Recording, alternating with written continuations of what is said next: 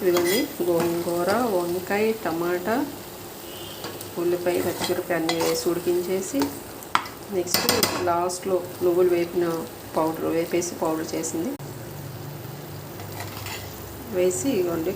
కూర అనుకోండి, మీరు పచ్చడి అనుకోండి, ఇవన్నీ అనుకోండి. లాస్ట్లో అంటే ఉడికించేసి రుబ్బేసుకున్నాక రుబ్బుకోకపోతే లేదంటే మిక్సీలో అయినా చల్లారబెట్టుకుని కొంచెం ఒక్క తిప్పాలి మిక్సీలో వేసి అలాగని చేసుకోవచ్చు. చేసుకుని తాలింపు వేసుకోవాలి. ఒక వెల్లుల్లిపాయ, 2 స్పూన్లు, 1 స్పూన్ జీలకర్ర, ఒక 3 ఎండుమిరపకాయలు, కరివేపాకు ఇవన్నీ వేసి నూనె సరిపడినంత వేసుకుని తాలింపు వేసుకోవాలి. రుబ్బుతున్నప్పుడే ఉప్పు వేసేసుకోవాలి సరిపడినంత వేసుకుని ఇప్పుడు తాలింపు వేసుకుని లాస్ట్లో మనం ఏదైతే తయారు చేసి పెట్టుకున్నామో నువ్వుల పొడి అది వేసుకుని కలిపేసుకుని దించేసుకోవడమే.